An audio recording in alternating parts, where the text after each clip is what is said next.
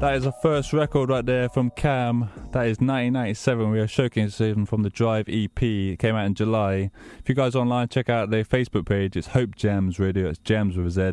And we're also on Twitter. It's 70x7 Music. We're always posting up what's going on each week, new music, all the relevant info. Yo, so we're going to be chatting in a second with our man Cam, who's live in Virginia, and we're going to find out all about this EP that he's just put out called The Drive. We're showcasing 3 tracks. That was the first one, 1997. Still a couple more coming up. Hopefully get some bars as well. You know how we do on HopeJamz. And let's get into it. Cam, how you doing, man? Hey, doing good, man. Thanks for having me. Yeah, man. Welcome to the show, buddy. Glad to have you on the show. How is it going in Virginia at the moment? I'm doing well. I actually just moved back into university yesterday, but I'm doing well. All right, man. So obviously we want to find out all about you, man. Best way to do that is for you to give your own kind of introduction to, you know, how you came into the scene, how you came into the music scene. You know, if your testimony's in there as well, then throw that in. But yeah, just give us the download, man, if you will. Yeah, definitely.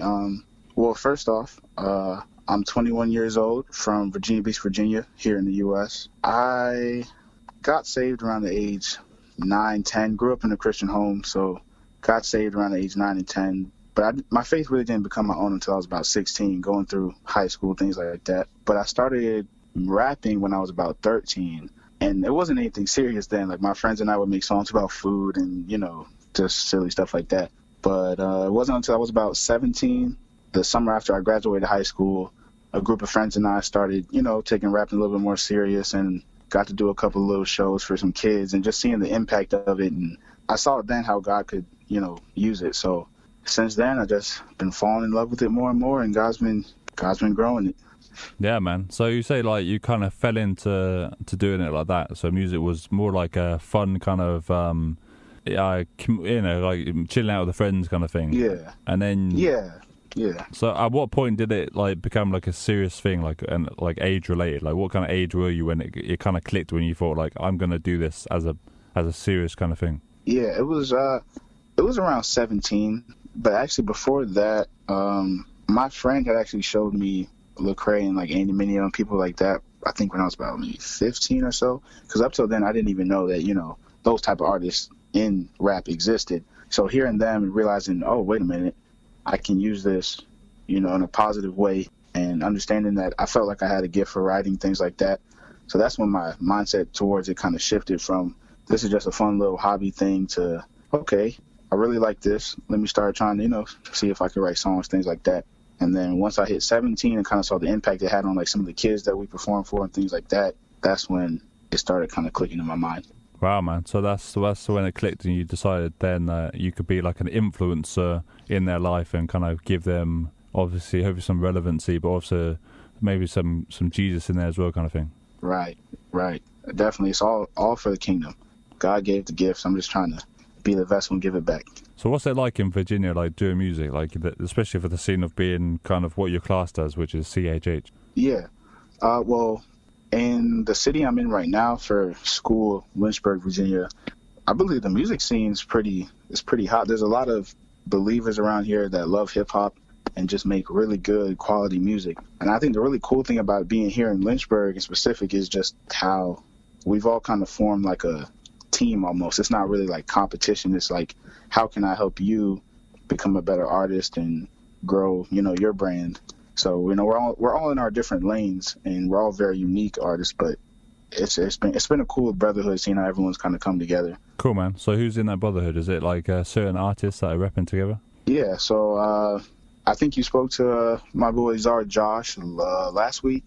Yep. There's other artists like Romar Jesse. You got, he's not here anymore, but my boy Clesso, and there's a lot.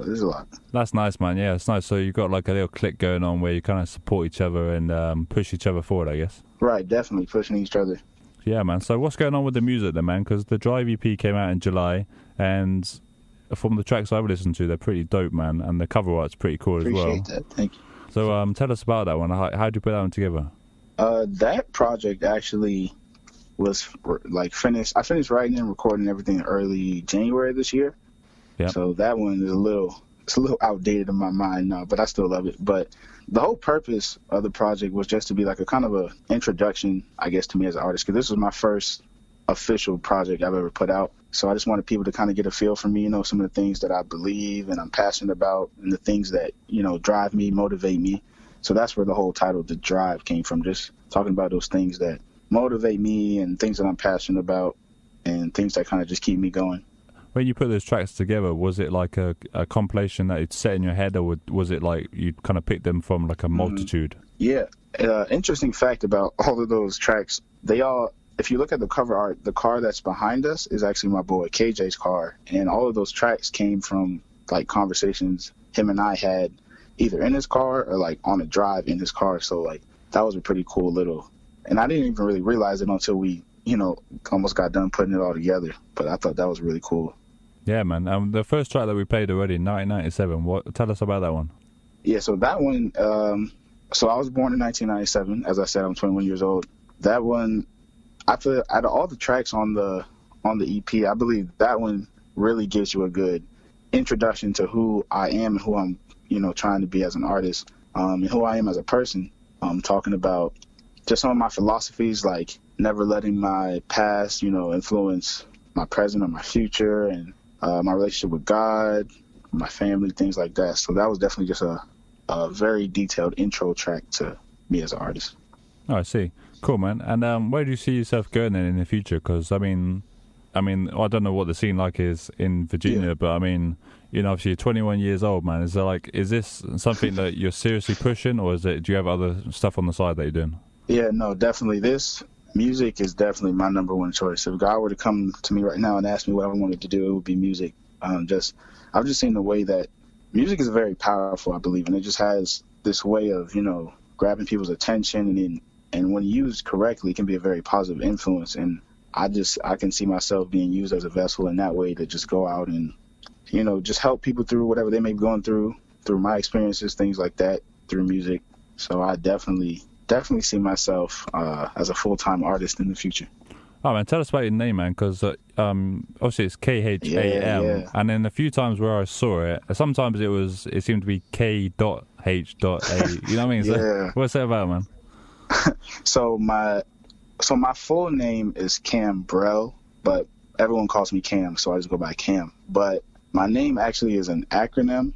It stands for Keeping Him Above Me, him being God, of course.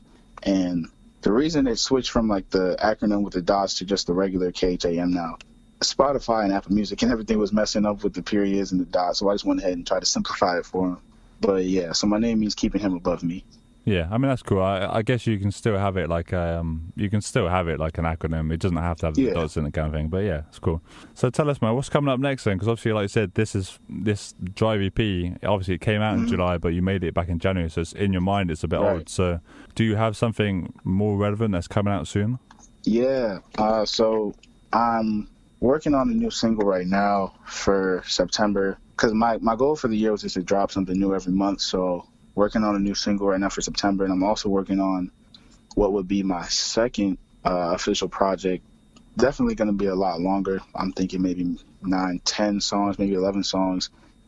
Just a more transparent look at my life. You mentioned earlier about testimony, so I think my testimony will definitely be in there. So just getting into more of the meat of my life and my experiences, hoping I can relate to other people and just give them hope. Yeah, man, that's always a good heart to have, man. Because people are going through different things, and if you can find something that's going to help somebody, put them through, like it might be something that you might not even think about, but someone else could use that and take that kind of thing. It's always going to be good, isn't it? Definitely. Like if this year has taught me anything, or if God's taught me anything through this year, it's just any and everyone struggling. I'm sure it's very hard to find someone, if you ask them, are you going through anything, and for them to say no. And so I believe that, it's our job as believers to just be sensitive to that and understand that the things that we go through, we don't go through as those who don't have hope, as the scripture says. Someone once told me that our testimonies aren't just for ourselves, but also for others to help them through. Because if someone else can say, oh, you got through the same thing I'm going through, how did you do it? And that kind of opens up the conversation, things like that. So definitely. Nice one, man. All right, man, I want to get into your second track, man. And I'm going to let you introduce it, because obviously if I'm looking at it, I just want to say HopeJamz. But what is it? What's it about? So the acronym stands for Take a Walk in My Shoes. And This song was actually written right after the Philando Castile shooting verdict came back, where the police officer that shot him was let off, and that just